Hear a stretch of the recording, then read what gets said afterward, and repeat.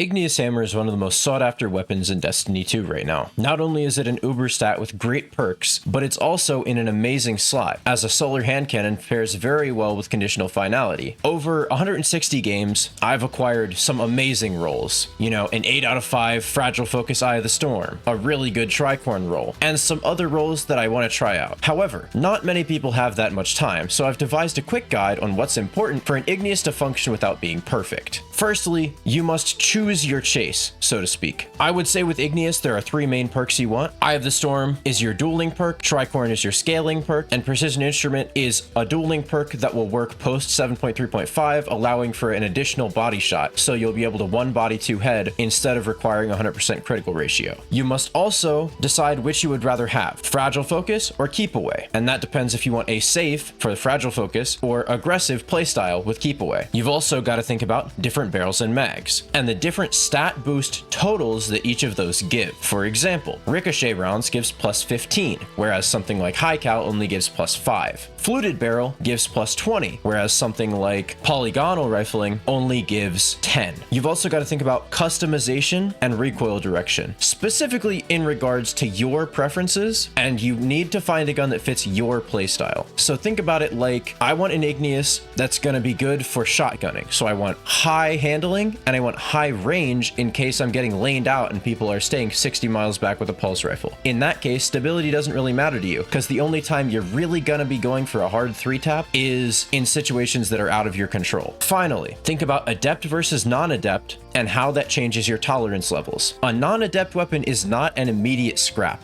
A non-adept weapon, I would say, requires being, for me, a 5 out of 5, versus an adept, even down to maybe a 3 out of 5 is acceptable. But for other people, that might be different. If your tolerance is you just want to make sure that you have somewhat decent range and Eye of the Storm, then a somewhat decent range Eye of the Storm non-adept Igneous that happens to have more stability than any adept you've been able to pull is going to be very valuable to you. Finally, what is an acceptable non-god roll? The best way to think about this is in terms of perk value and importance to you. I'd say line them up, right? The roll must have Eye of the Storm or it's not worth keeping. And then it would be nice if the roll had Fragile Focus and Eye of the Storm. And then it would be pretty cool if the roll had Fragile Focus, Eye of the Storm, and at least 60 handling. And anything above that, you just take as a win.